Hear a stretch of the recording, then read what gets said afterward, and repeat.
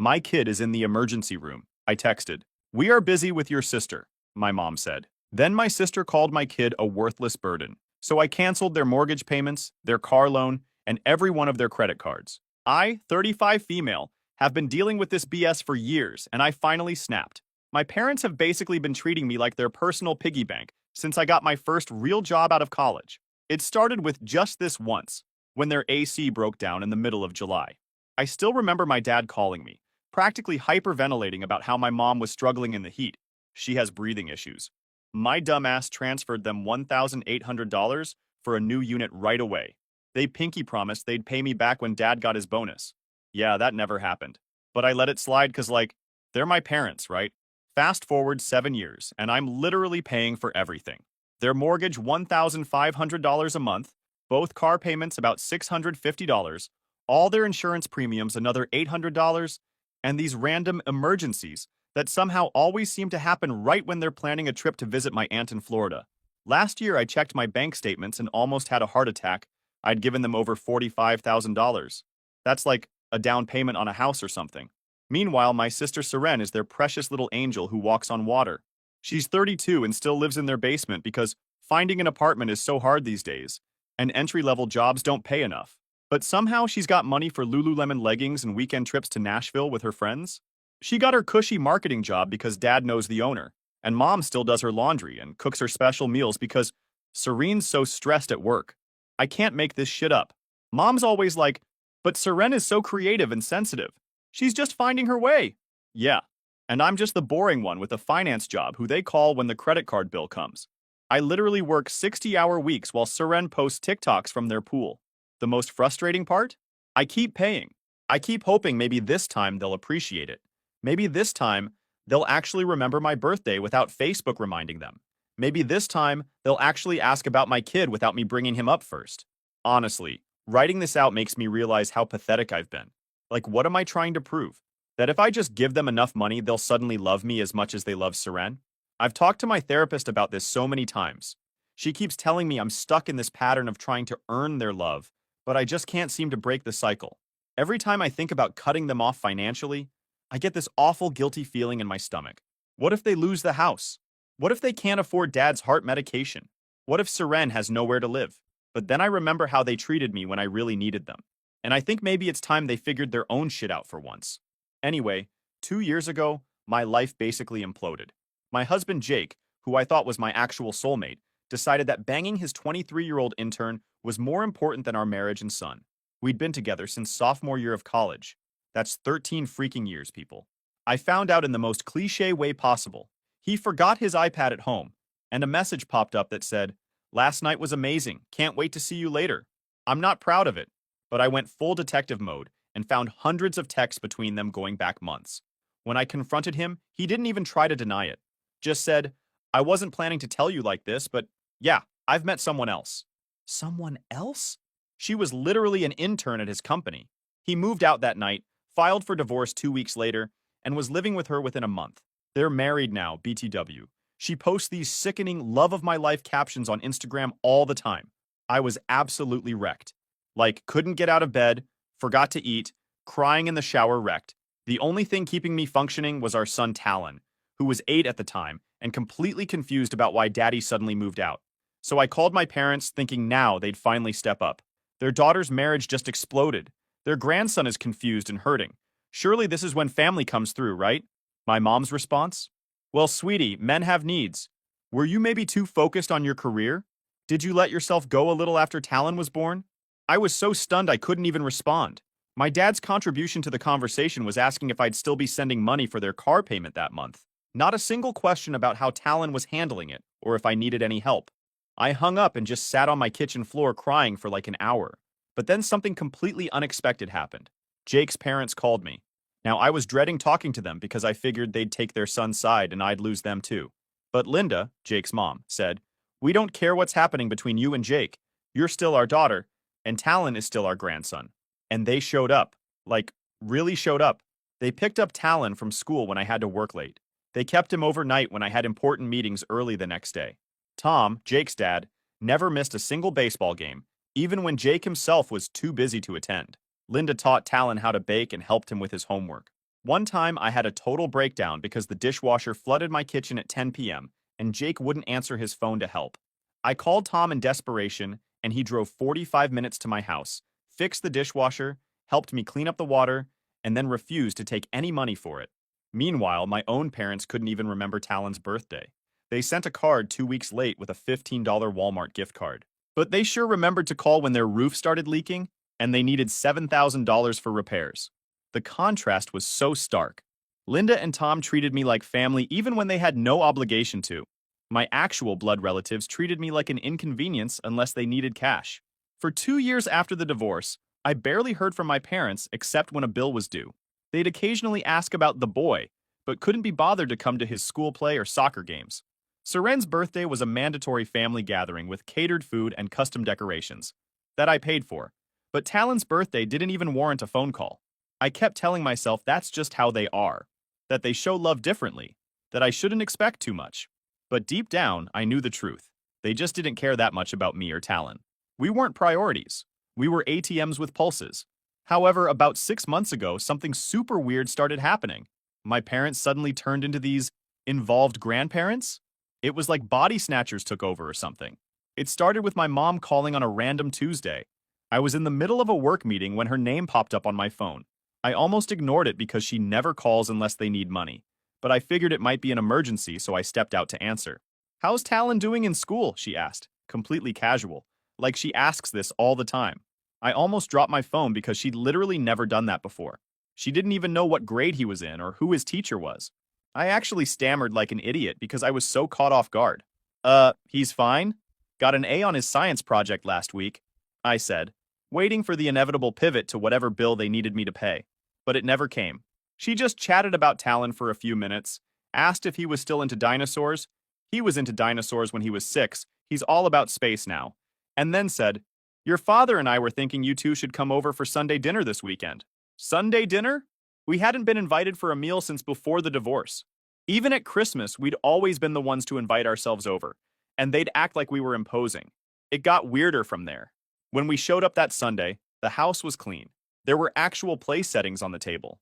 My mom had made Talon's favorite dessert, or what was his favorite 3 years ago. The kid doesn't even like chocolate cake anymore, but whatever. My dad actually put his phone down and talked to Talon about school. He asked about baseball. Talon plays soccer, but A for effort, I guess. And even dug out some old comic books from the attic that used to be mine. Then the really weird part, as we were leaving, they offered to babysit. Let me repeat, my parents offered to babysit. These are the same people who once told me they didn't sign up for childcare duties when I asked if they could watch Talon for 2 hours while I went to a doctor's appointment. "We could take him for a whole weekend if you want," my mom said, smiling way too brightly. "Give you some me time. You work so hard." I actually checked to see if she was running a fever. My mom had never acknowledged that I work hard. Ever. I didn't know how to feel about that. But this bizarre behavior continued for weeks. Sunday dinners became a regular thing. They called to check on Talon. They bought him presents for no reason. They even showed up at one of his soccer games. My dad complained about the folding chairs hurting his back the entire time, but still, they showed up. I was honestly shocked, but also hopeful. Like maybe they'd had some kind of epiphany. Maybe one of them had a health scare they weren't telling me about that made them realize life is short. Maybe they finally understood what being grandparents is supposed to be like after seeing their friends with their grandkids. I actually cried in my car after that first soccer game they attended. Talon had scored a goal and my dad had cheered. Actually, cheered. I couldn't remember the last time he'd shown enthusiasm for anything I or Talon had done. It felt like I was finally getting the family I'd always wanted. The supportive parents, the involved grandparents for Talon, the sense of belonging I'd craved my entire life. I know. I'm a complete sucker. But I've wanted their approval since I was a little kid bringing home straight A report cards that they'd sign without comment while praising Seren for her C+ in art class. I've spent my whole adult life trying to be good enough, and it seemed like maybe I finally was. I was so grateful that I actually increased their monthly allowance. Typing that makes me cringe now. On top of the regular bills I was already paying, I started sending an extra $1,500 a month. I was literally paying for their entire kitchen renovation because they were helping out so much with Talon now. The granite countertops alone were like $4,000, but I thought it was worth it if they were finally going to be real family to us. My coworker Jen thought I was nuts.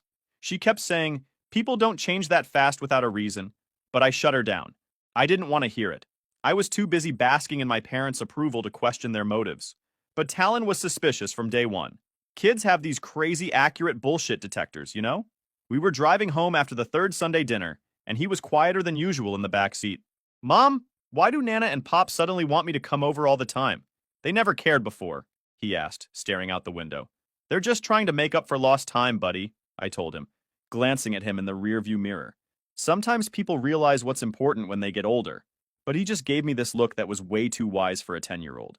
They still don't know what grade I'm in, Mom. Pop called me Marcus yesterday, and Nana keeps asking about dinosaurs even though I told her 3 times I'm into astronomy now. He was right, of course. They were going through the motions, but the details were off, like actors who hadn't fully learned their lines. And they kept asking about your work, he continued. If you got a raise or a bonus. They never used to care about your job except when they needed money. Out of the mouths of babes, right? But I brushed it off because I wanted to believe they'd changed. I was so desperate for their approval that I ignored all the red flags. Classic me. Then I found out the truth, and it was exactly as bad as you're all probably thinking. I stopped by their house unannounced one day to drop off some groceries I'd bought them. Yes, I was paying for their food too on top of everything else. Mom was on the phone in the kitchen and didn't hear me come in through the side door. Yes, we've got her sending extra now, she was saying to someone, her voice all smug and satisfied. The kitchen will be finished by Christmas. No, we just have to pretend to care about the kid for a few hours a week. Small price to pay for a new Sub-Zero fridge. I just stood there in the hallway feeling like someone had slapped me across the face. It was all fake. The sudden interest in Talon, the family dinners, the offers to babysit, all of it just to squeeze more money out of me. I backed out quietly and sat in my car for like 20 minutes, just staring at nothing. I couldn't even cry. I was just empty, then angry, then embarrassed for being so gullible. Later, I found out she was talking to Seren. My sister knew about the whole scam and thought it was funny. They were playing me like a fiddle and laughing about it behind my back. I drove home that day and looked at my bank statements. Over the past 6 months since they'd started their little loving grandparents act, I'd given them an extra $15,000 on top of their regular expenses. For what? For pretending to give a shit about us? I almost called them out right then. I had this whole speech prepared in my head about how they'd been using me for years, and it was finally going to stop. But then I decided to wait. I wanted to see how far they'd take this charade. I didn't have to wait long for them to show their true colors. But then life decided to test exactly how crappy my family could be. Let me put you in the context first. About a month ago, I started getting these killer headaches. Like, worst pain I've ever felt in my life. I'm talking wake up in the middle of the night, can't function, please just let me die headaches. I've always gotten migraines, so at first I chalked it up to stress. Gee, wonder where that came from. And was just popping Advil like candy. My coworker Jen noticed something was off when I kept squinting at my computer screen and wearing sunglasses indoors. You need to see a doctor, she kept saying. But I was all, I don't have time, and it's just stress because that's what working moms do. We ignore our own health until we literally can't function. Then one morning, just after I realized the reason behind my parents' sudden affection, I woke up and everything was different. The pain was even worse, and when I looked in the mirror, I noticed my left eye wasn't tracking with my right one. I tried to focus on my reflection, but the left side of my vision was just dark. Everything was blurry and strange, and my head felt like it was literally going to explode. Don't ask me why, but I tried calling my ex Jake first. Maybe out of habit, maybe because I didn't have anyone by my side. But of course it went straight to voicemail. He was on his honeymoon with the former intern now wife in Bali. Yes, really. They'd been posting these nauseating couples photos on Instagram from their overwater bungalow all week. Then I called Linda and Tom, but remembered they were on that cruise they'd been planning since Tom's retirement, the first vacation they'd taken in years. They'd even invited Talon to go with them, but he had school and I didn't want him to miss it. I started panicking because Talon was still asleep in his room, and I knew something was seriously wrong with me. I could barely stand up without feeling like I was going to throw up or pass out. I called my neighbor this amazing 70-year-old woman who has basically adopted us since we moved in. She came right over in her pajamas and slippers to stay with Talon, and I drove myself to the ER. Stupid move, don't do this. Call an ambulance if you're ever in this situation. The drive to the hospital is mostly a blur. I remember barely seeing the road and having to pull over once to throw up on the side of the road. I kept thinking about Talon waking up and me not being there. and it gave me just enough focus to keep driving.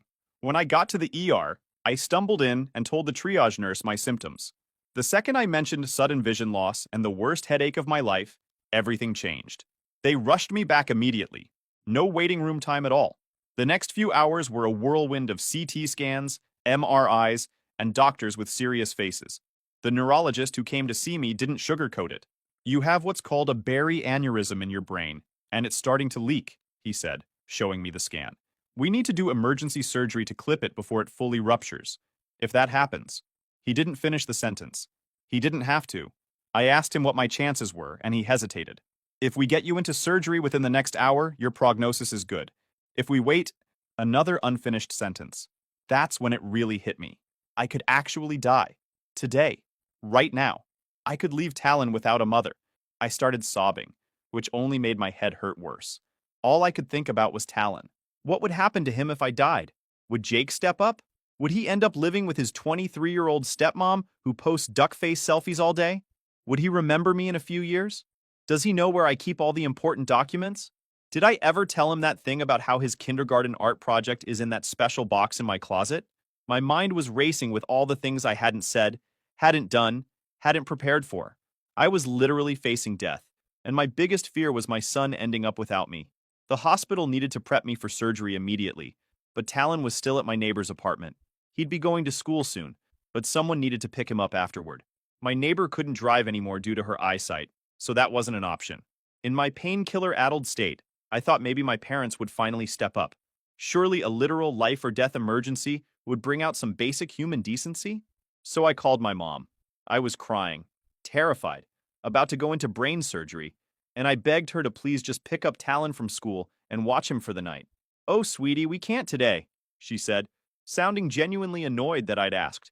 "Serene just got a promotion at the marketing firm, and we're taking her out to celebrate at that new steakhouse downtown. Can't his father get him?" I explained Jake was out of the country. I was desperate, literally being prepped for surgery that I might not survive. "Well, what about those in-laws you're always talking about? They seem to have plenty of time for him." My heart sank. Even now, even with my life at stake, they couldn't be bothered. "They're on a cruise, Mom," I said, my voice shaking. "Please, it's just one afternoon. He can even come to Seren's dinner. He just needs someone to pick him up from school. I don't know if I'm going to make it through this surgery."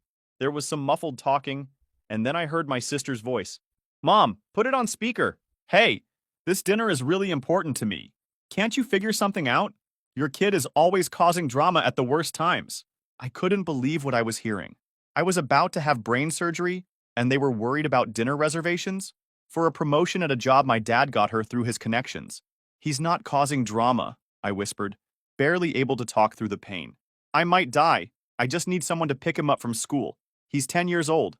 Seren scoffed, literally scoffed, and said, "God, your son is such a worthless burden, always needing something, always draining everyone's energy and resources. Just like his mom." I felt like I'd been punched in the chest. Those words, worthless burden, about a 10-year-old boy whose mom was literally in the hospital facing death. My own sister called my child, her nephew, a worthless burden while I was being prepped for emergency brain surgery. And my mom? Did she defend her grandson? Did she scold Seren for being so cruel? She just sighed and said, "We'll see if we can move the reservation, but Seren's right. This is very inconvenient timing." Inconvenient timing. For my brain aneurysm, because it interfered with their dinner plans. I hung up the phone and just sobbed. The nurse who was prepping me for surgery looked alarmed at my monitors and asked what was wrong. I told her my parents refused to pick up my son from school, and I didn't know what to do. Luckily, the hospital social worker overheard and immediately stepped in. She was this amazing woman who basically took over everything. She contacted Talon's school, explained the situation, and arranged for him to go home with his best friend Jaden until they could reach someone. She even called my neighbor, who agreed to go with Jaden's mom to pick up some of Talon's things from our apartment. A total stranger showed more concern for my son than his own grandparents and aunt.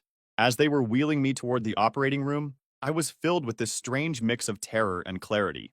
The doctor had told me there was a chance I might not wake up, or might wake up with deficits. This could be it, the last conscious thoughts of my life. And in that moment, I made a decision. If I survived, I was done with my family. Completely done. No more money, no more chances, no more hoping they'd change. They had shown me exactly who they were at the moment I needed them most, and I was finally going to believe them. The surgery was successful, obviously since I'm typing this LOL, but recovery has been rough. I spent a week in the hospital and want to know who showed up. Linda and Tom cut their cruise short and flew back as soon as the hospital contacted them. They took shifts staying with me in the hospital and took care of Talon at home. Tom helped Talon with his homework via FaceTime from the hospital so I could rest. Linda bought me real pajamas, so I wouldn't have to wear the hospital gown the whole time, and she washed my hair in the sink when I was too weak to shower. My boss not only brought food, but rearranged my entire project schedule and told me to take as much time as I needed. My neighbors set up a meal train that's still going strong. Jen from work took Talon to his soccer game so he wouldn't miss it. My neighbor made me homemade soup every day for 2 weeks after I got home. My parents?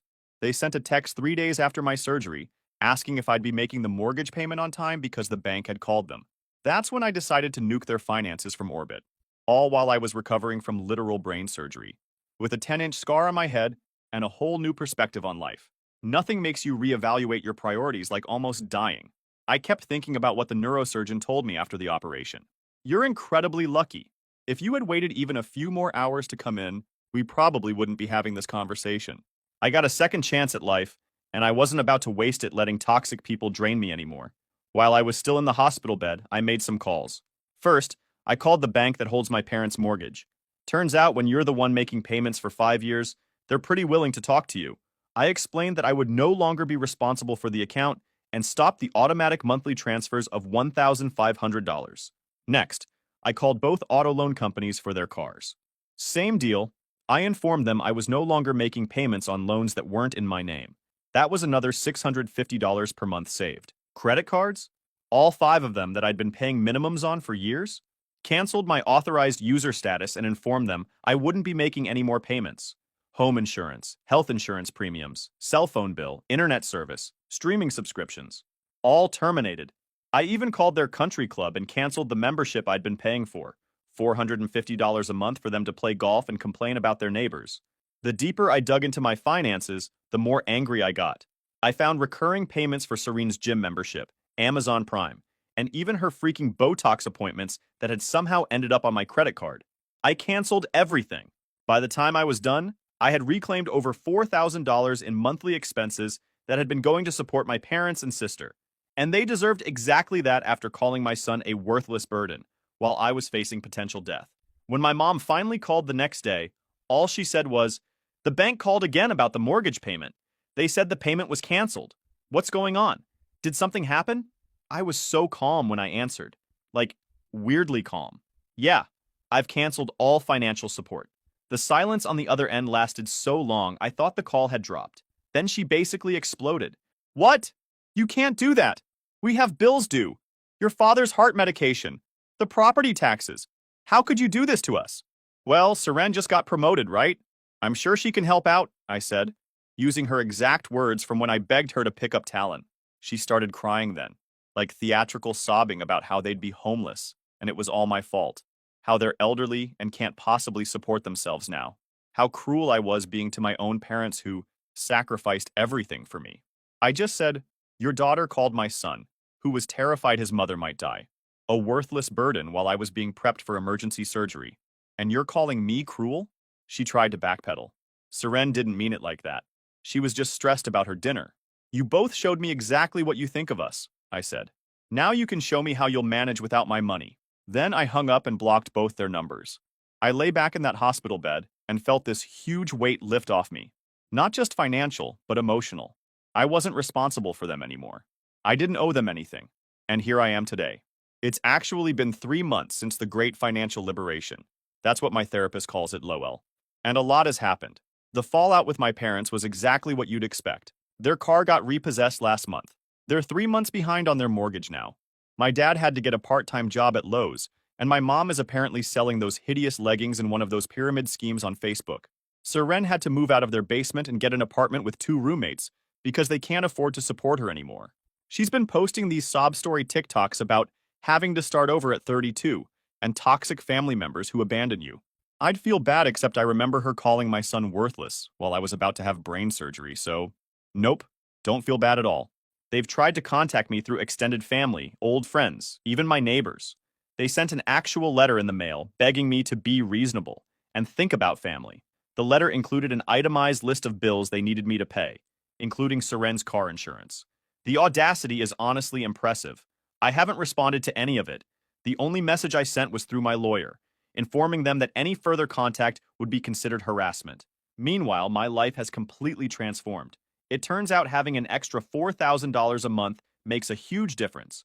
I paid off my credit card debt, started a college fund for Talon, and even took a vacation last month. Just the two of us in San Diego. Linda and Tom are still absolutely incredible. Last week, Tom taught Talon how to change a tire, because every man should know how to help someone stranded on the road. These people are what grandparents should be. But there was one huge development that made me believe in second chances. Dr. Cade. He is the neurosurgeon who saved my life. During one of my follow-up appointments, he asked if I'd like to grab coffee sometime. I was super awkward about it. You mean like to discuss my brain? And he just smiled and said, no, like a date, unless you're not interested, which is totally fine. Turns out we're both single parents with nightmare exes and complicated families. He's 38 with an 8-year-old daughter from his previous marriage. We've been seeing each other for about 6 weeks now, and it's going really well. And what's making me feel warm and happy is that he and Talon get along amazing. They built this complicated model rocket together last weekend, and Talon hasn't stopped talking about it since. Dr. Cade, I still call him that as a joke, never talks down to Talon or treats him like a kid. He explains medical stuff and science concepts like Talon can understand them, which Talon absolutely loves. His daughter Zoe is sweet but shy. She lost her mom to cancer 2 years ago, so she's dealing with her own grief. Talon has been super patient with her, showing her his video games and including her in activities. Watching them together makes my heart do weird, flippy things. I don't know where this relationship is going, but it feels healthy. There's no drama, no manipulation. We're just two adults who enjoy each other's company and have compatible kids. I feel safe having someone by my side that could hold me when things get tough. So that's where we are now. My bank account is healthier, my love life is promising, my kid is thriving, and the toxic people are out of our lives. Sometimes you have to nearly die to learn how to really live. And sometimes you have to stop paying other people's bills to finally invest in yourself. Thanks for all the support, Reddit. Your comments helped me feel less crazy and more confident in my decisions during this whole mess. Edit. Holy crap, wasn't expecting this many awards. Thanks, everyone. Edit 2. To the person who asked if I miss my parents at all. Honestly, I miss the idea of having loving parents. I miss what our relationship could have been. But I don't miss the actual relationship we had, if that makes sense. Edit 3. Dr. Cade says hello to everyone who's been rooting for us. Yes, he knows about these posts. I showed him after our 5th date, and he thought it was therapeutic. Edit 4. For those asking for an update on Seren, she apparently told everyone I abandoned the family because I got a rich doctor boyfriend. The timeline doesn't even work for that lie. But whatever helps her sleep at night, I guess.